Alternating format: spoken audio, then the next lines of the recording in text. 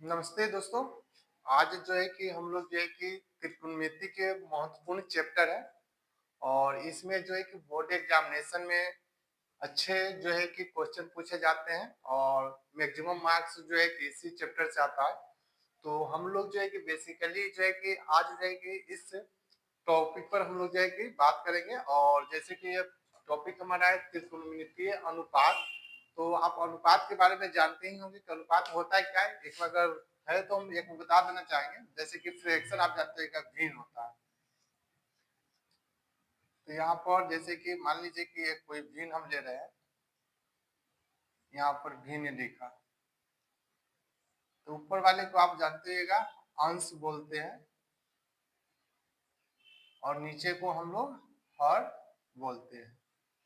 अगर इंग्लिश में लिखना चाहते हैं तो इंग्लिश में लिख सकते हैं, इस फ्रैक्शन हो जाएगा। और ऊपर में जो है जैसे कि यहाँ पर आप लिख सकते हैं न्यूमरेटर होता है, न्यूमरेटर, और नीचे आपका डिनोमिनेटर हो जाएगा।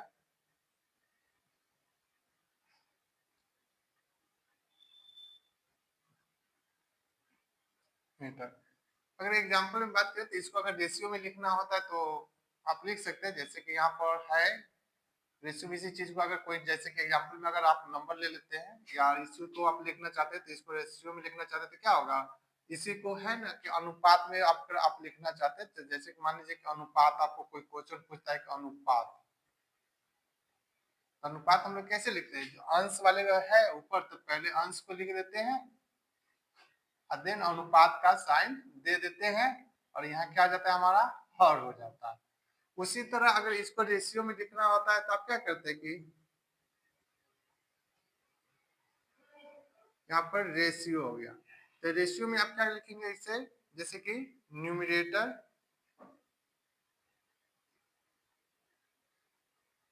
और इसको आप क्या करेंगे डिनोमिनेटर।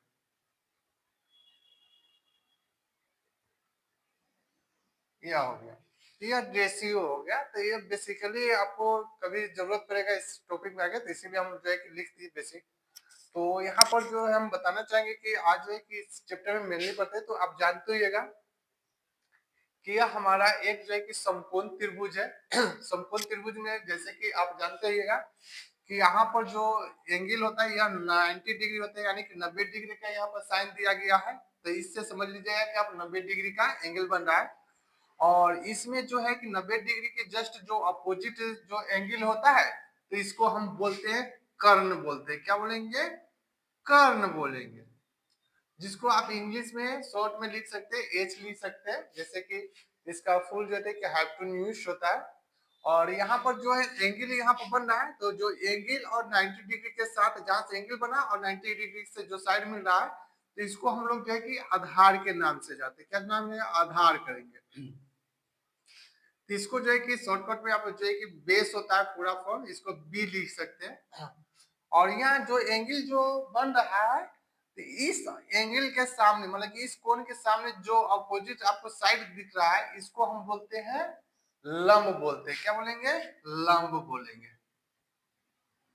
यह हो गया हमारा लंब। जैसे कि इसको पी से हम डिनोट कर दे रहे हैं क्योंकि पूरा फुल फॉर्म लिखेगा तो इसका परपेंडिकुलर होता है, तो आप परपेंडिकुलर इसको लिख सकते हैं। यह लंब हो गया। मैं एक बार आपको फिर से सब चीजों को समझा देना चाहूंगा।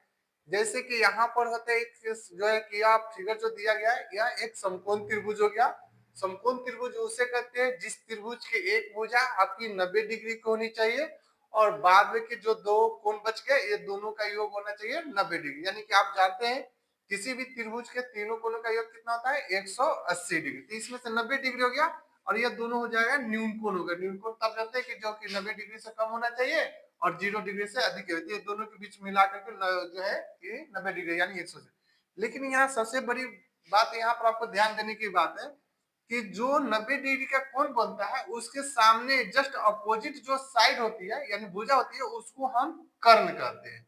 और यहाँ जो जहां से कोण बन रहा है और जिस 90 डिग्री है ये दोनों साइड को हम क्या कहेंगे, आधार कहेंगे। और कोण के ठीक सामने की जो भुजा होती है इसे हम लंब कहते हैं। कुछ केसेस में आपको क्या होगा कि यह लंब जो है यह आधार बन जाएगा आधार कभी यह लंब बन जाएगा। यह कभी एक दूसरे वो डिपेंड करता है कि जैसे कि मैंने यहाँ पर यह कोण ए लिया, इसके लिए लंब यह हो गया, आधार हो गया। अगर मान लीजिए कि अगर आप इसको थोड़ी देर के लिए भूल जाइए, अगर यह कोण लेते हैं यहाँ पर, तो यह आपका आधार बन जाएगा और यह आपका लंब बन जाएगा। तो अभी हम जो है कि इस कोण के हिसाब से चल रहे हैं, तो इसीलिए आपको बताना चाहेंगे कि यहाँ पर इस कोण के लिए जो हमारा यह आधार हो गया या लंब हो गया। आप ऑलरेडी जो है कि एक फॉर्मूला याद किए होंगे, जैसे कि पढ़े होंगे 9th में और या इससे पिछले क्लासों में। तो यहाँ एक फॉर्मूला होता है, जैसे कि यहाँ पर लिख देते हैं सूत्र। सबसे पहले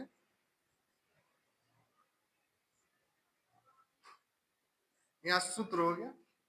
तो आप जानते हैं कि यहाँ पर कर्ण होता है।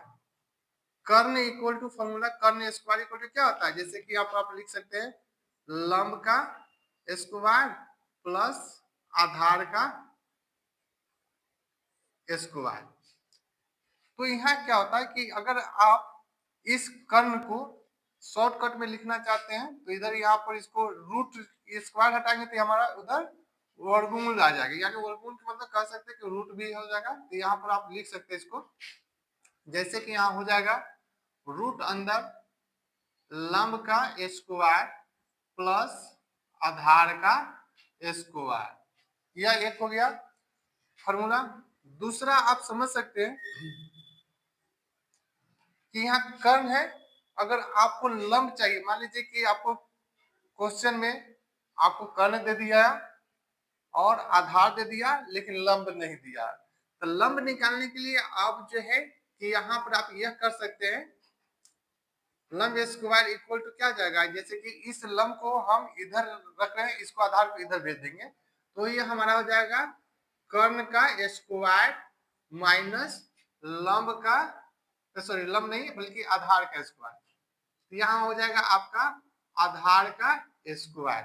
अब यहाँ लंब जो है इसको आप जो है कि उधर जो है कि आप जो है कि स्क्वायर हटाएंगे तो उधर जो है कि आपका जो है कि रूट आ जाएगा, यानी कि अंदर जो है स्क्वायर रूट देखेंगे। लंब इक्वल टू आप लिख सकते हैं